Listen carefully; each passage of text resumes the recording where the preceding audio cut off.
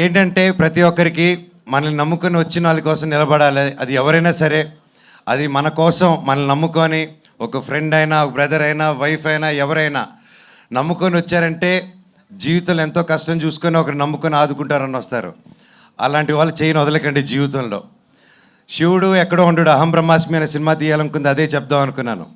దేవుడు ఎక్కడో ఉండడండి. ఒకరి కోసం నిలబడినప్పుడు మీరే అహం బ్రహ్మాస్మి, మీరే దేవుడిలాగా మారుతారు.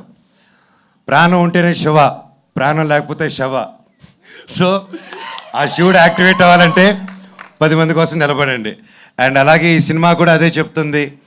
అండ్ ఒక ప్రేమ కథని అన్యాయంగా 10 మంది కలిసి దాన్ని తొక్కేసి ఒక ఊరు కలిసి బయటికి రానికుండా ఒక కథని ఆపారంటే అది మీకు తెలిసి ఎంత దారుణమైన విషయమో. ఈరోజు అలాంటి పాయింట్ నిజంగా డైరెక్టర్ గారు మీరు ఈ పాయింట్ తీసుకొచ్చి చెప్పారంటే నిజంగా హ్యాట్స్ ఆఫ్. మీకు డెఫినెట్గా ఊరి నుంచి నాకు తెలుసు దీని తర్వాత చాలా బెదిరింపు కార్లు ఇవన్నీ వస్తాయి. ఆ రోజు ఈ అన్న ఉన్నాడని మర్చిపోకండి. I will be there for you. Love you.